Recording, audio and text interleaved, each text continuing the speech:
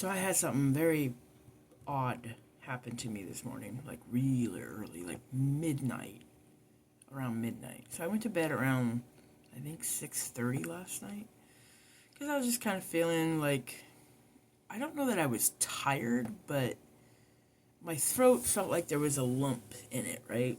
And I'm like, and it was weird because before I felt fine.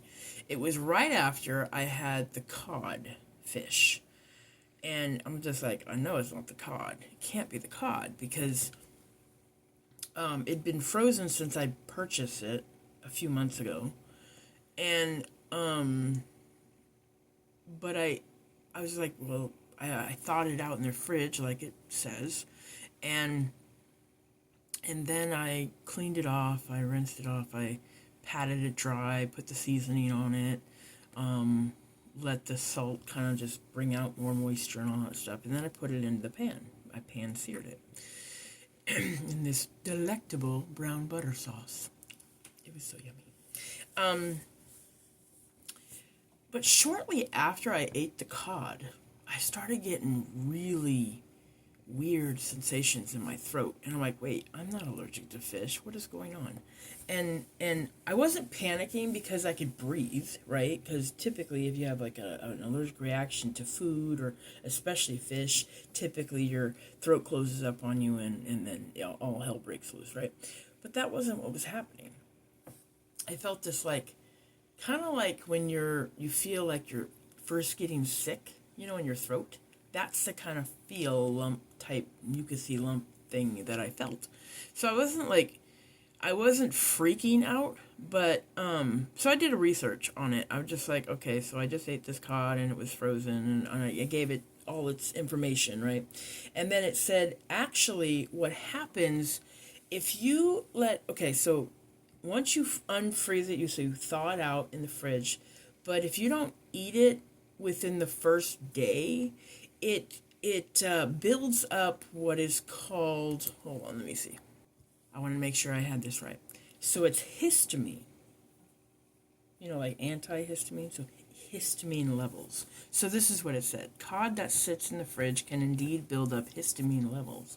This is primarily due to bacterial activity that occurs as fish spoils. Okay? But the fish wasn't bad. And what's interesting is it even says that even if the fish is fresh, right, just sitting in the fridge just for like a few hours or something, it starts to build this histamine up, okay, which is interesting. It's kind of like allergies, like when you have to take an antihistamine for like allergies, nature, and all that stuff. It's basically that. And so because then I started having this really bad headache, and I'm like, dude, what is going on? And like, it was a migraine. It was rough. I had pressure behind my eyes. I'm like, the heck is going on? I better not be having a stroke. Lord, we talked about this. I am not going to the ER this year. This is a goal. This is a do not pass go collect $200. Just no. Well, we're not doing it. I don't want to go to the ER. Not to demean the hospital nurses and doctors. They're really nice to me. I really do get good care. But I don't want to go this year. Can we just not go to the hospital, please? so anyways, so it said that because of this histamine that can build up, it actually gives everything I just talked about. It gives that lump in the throat sensation. It gives that pressure behind the eyes. It basically is like the same symptoms that you would have if you have allergies on a regular basis. It was wild. And anyway, so that alone made me feel some type of way. I was just like, okay, I don't know that I'm tired, but I need to lay down or something, because I was breathing fine. I'm still breathing fine.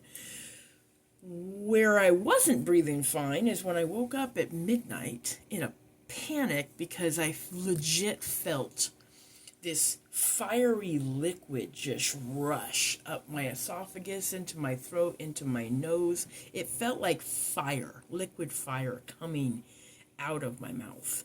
And it legit burned my esophagus. I'm still dealing with that right now.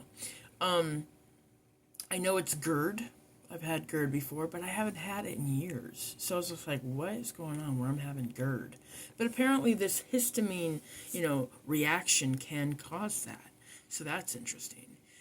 But then I stayed up for about 2 hours trying to just kind of like push through the day from midnight. So I only got like 3 or 4 hours, I think, of sleep, which is normal for me. It's completely normal. I can literally function for 48 hours on 4 hours of sleep. Don't ask why. I blame truck driving, because if you've ever been truck driving, it screws up your circadian rhythm. If you're used to going to bed at night and waking up in the morning, your body's not going to have that up there. You're just not. You pick up a load when the load is ready, and you drive it, and you're on the road from anywhere from 10 to 11 hours. If you can stretch up to 11 hours, completely exhaust your clock, good for you, because you've gotten more miles. But if you can't, then it screws up your time and all that stuff. But so I'll be like in trucking. I would go to bed at like, first when they first start you out, they try to start you out in the same kind of sleep pattern that you're already used to, so that you're not like super tired on the road, because you don't want to be tired while driving truck. It's just not a good idea. And so I'd be going to bed at like 8 o'clock at night, right? But then I have, you have to have 10 hours off for sleep. And then once you get up, the load could be ready. Boom. You pick it up and you run with it. You go. And it's never smooth sailing. It really isn't. The only time it was smooth sailing was during the pandemic, because nobody was on the road except for essential workers like truck drivers. Okay, so it was nice during the pandemic. I loved it. Everybody was at home chilling. We had less accidents. There were still accidents because some people just don't know how to drive, and shouldn't be behind. They really shouldn't just have a license at all, really. But I digress. It's like the people who hit parked cars. I got questions. Just wow. So anyways, back to what I'm saying. It threw off my circadian rhythm, because then I started going to bed at like 2 o'clock in the afternoon, because I had to be up later on for a late night pickup, and so on and so on. You get the gist, and it just threw my circadian rhythm off. So that's fun.